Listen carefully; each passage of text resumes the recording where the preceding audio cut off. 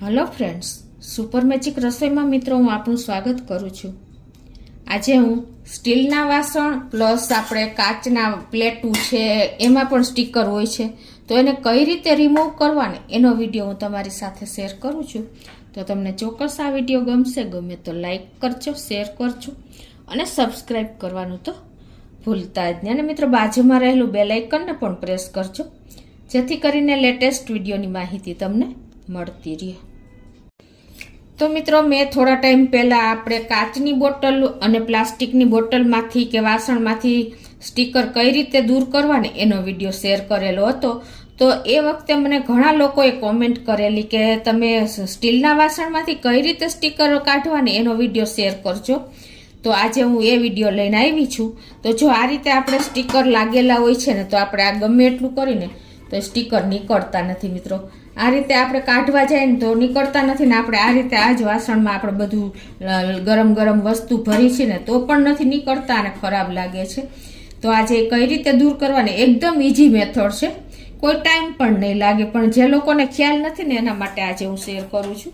તો આને શું કરવાનું છે મિત્રો, કાંઈ નથી કરવાનું, તમારે ખાલી જો આ રીતે ગેસ ઓન કરી અને એકદમ ગેસની ફ્લેમ સ્લો રાખવાની છે, અને પછી તમારે સેજ અમથું અડધી સેકન્ડ જ આ ગરમ કરવાનું છે। આવી રીતે તમે ગરમ કરશો ને જ્યાં સ્ટીકર હોય ત્યાં નીચેના ભાગથી, એટલે ઇઝીલી રિમૂવ થઈ જશે। જો થોડુંક તમારે સેજ ગરમ કરવું પડશે, જો આ તરત જ નીકળી જશે। જો તો આ રીતે જો મિત્રો આમ કર્યું ને ત્યાં તમારું સ્ટીકર જો ખુલી ગયું, જોયું તમને ખ્યાલ આવે છે?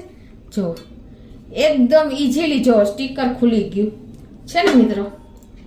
કાંઈ ટાઈમ લાગ્યો, ખાલી તમારે સેજ ગેસ ઉપર અમથું જરાક અડધી સેકન્ડ તમે ગરમ કરશો ને ત્યાં સ્ટીકરનો ડાઘે નીકળી જશે। જુઓ દેખાય છે તમને ક્યાંય પણ સેજ એનું નીચેનું સ્ટીકર લાગ્યું ને એટલું જ હોય, તો એને તમે વાસણથી ધોવો એટલે વાસણ ધોશો એટલે નીકળી જશે।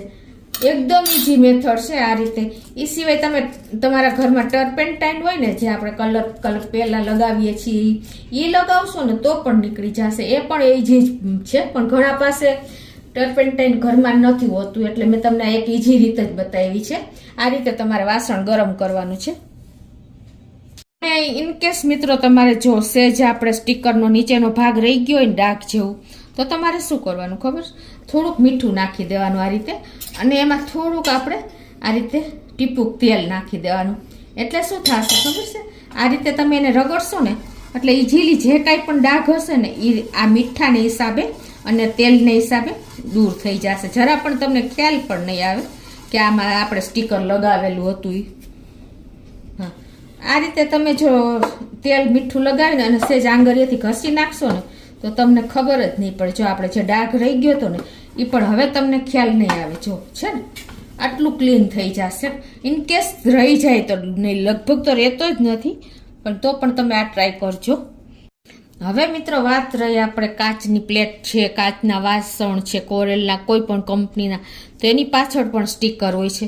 તો આ સ્ટીકરને આપણે કેવી રીતે ગરમ કરવું, આને કાંઈ ગરમ તો નથી કરાતી, આને રિમૂવ કરવા માટે કાંઈ ગરમ તો નથી થતી।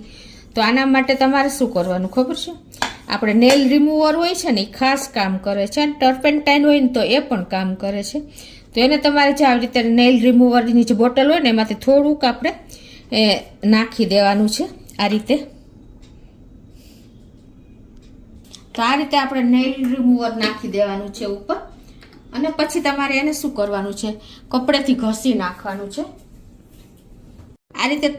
આ રીતે તમે નેલ રિમૂવર લગાવી, આ રીતે આપણે કેમ નેલ ઉપર રિમૂવર લગાવી છે એ રીતે લગાવી દેવાનું છે। તમે થોડીક વાર એમ કરશો ને એટલે જો ઇઝીલી આખું સ્ટીકર નીકળી જશે। જો મિત્રો છે ને આખું જો કલર સહિત જ નીકળી ગયું, કેમ કે નેલ રિમૂવર થોડીક ઓલી પેલી હોય છે એટલે જો પછી તમારે આ રીતે એને લૂછી નાખવાનું। જેમ આપણે નેલમાંથી કલર રિમૂવ કરી છે ને એ જ રીતે તમારા સ્ટીકર ઉપર લગાવી દેવાનું છે, અને ઇઝીલી તમારું સ્ટીકર નીકળી જશે। તો આ રીતે મિત્રો આપણે સ્ટીલમાંથી સ્ટીકર કઈ રીતે રિમૂવ કરવું અને કાચની પ્લેટ કે વાટકામાંથી કઈ રીતે રિમૂવ કરવું ને એ મેં તમને એકદમ ઇઝી રીતે બતાવ્યું છે કે બંને મેથડ ઇઝી જ છે, કાંઈ નથી। તમારે વાસણ ગરમ કરી લેવાનું ને પ્લેટ ઉપર આવી રીતે ગરમ ન થાય એટલે નેલ રિમૂવર લગાવીને ઘસી નાખવાનું, એટલે ઇઝીલી સ્ટીકર રિમૂવ થઈ જશે મિત્રો। તો બંને વિડીયો તમને ઉપયોગી થશે રોજબરોજ. તમને ગમે તો લાઈક કરજો, શેર કરજો અને સબસ્ક્રાઈબ કરવાનું તો ભૂલતા જ નહીં.